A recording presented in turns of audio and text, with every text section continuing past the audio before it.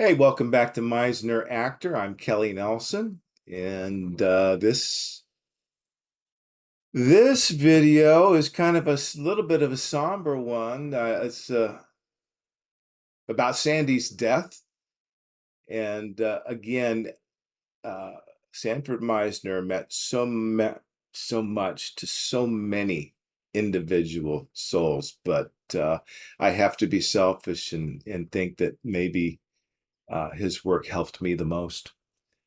I'm a dad now. I've got twins who are on the autism spectrum, which kind of caused me to think back and reflect a little bit. I see, well, okay, I'm kind of a highly functioning autism person, and Sandy's way of working gave me a badly needed uh, system, if you will. Otherwise, I would be all over the flipping place.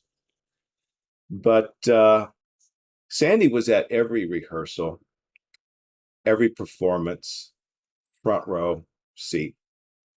And then he got ill. And then on Groundhog Day, February 2nd, 1997, it's a Sunday.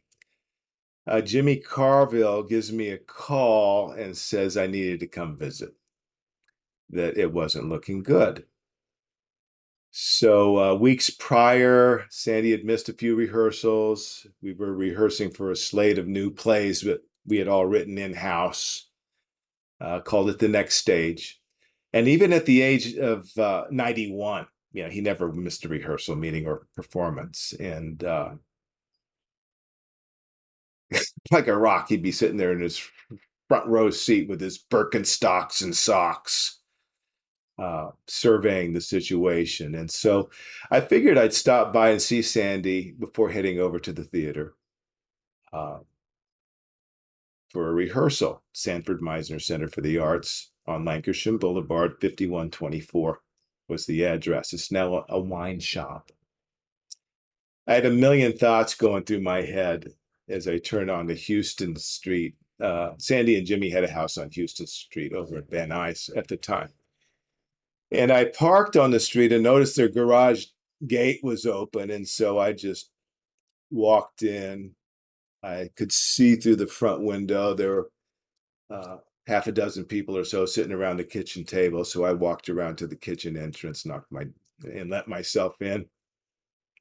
Hey, everybody, where's Sandy? I scanned the room for Sandy, but there's no Sandy. And then somebody says, I think it was Jimmy or maybe Marty, referring to Martin Barter, who was the artistic director at the Sanford Meisner Center for the Arts. Sandy and Jimmy brought Martin Barter out from New York to take over the Meisner School of Acting. So there's the Meisner School of Acting, Meisner Carville School of Acting, and then there was the Sanford Meisner Center for the Arts, which was the theater company. He said, Kelly, the coroner just left with Sandy's body about a half hour ago. And I immediately lost it. Expecting to see him, of course, and it was a Mack truck. I stood there stunned. I didn't know what to say or think. I just kind of stood there. Then an old friend of Meisner's who was there, Kathleen Nolan, who was known as an actress on The Real McCoys back in the day, and she was also at one time the president of the Screen Actors Guild.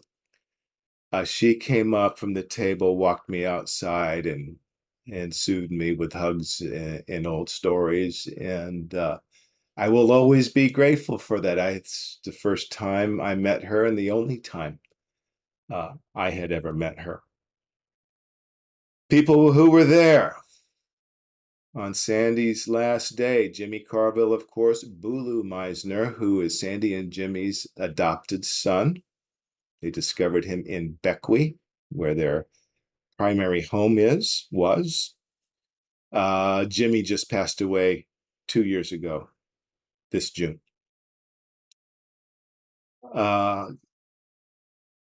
Martin Barter, and I think there were maybe one or two others there. I can't remember at the time. But I just remember driving to the theater in silence, in deep thought, and the show must go on, and so we ended up to put up, probably a dozen or so more productions, and then the chair that Sandy always sat in, we put a little rope and a little cover over it so no one would sit there. And you can see pictures of all this stuff at meisneractor.com if you want. It's free. Meisneractor.com is basically my a photo dump graveyard for all the photos that I took of my Meisner Center days. And there's no digital back then, so most of these photos have been scanned off of regular old film pictures I took mostly with throwaway Kodak cameras. Um, but so lots of cool pictures. I drove the rest of the theater company and actors and everyone, crazy. I'm always taking the pictures, but uh, I think people are glad today that I that I took them. A few years later, uh, Martin Barter and his assistant teacher Alex Taylor did an intensive in Beckwith at Sandy and Jimmy's old house. Jimmy was still alive back then, but Martin Barter injured himself somehow, hit his head very hard to the point where he had total amnesia. He didn't know who he was. They had to go looking around the hospital to find out. His wife walked in, Taya, and he didn't know who she was.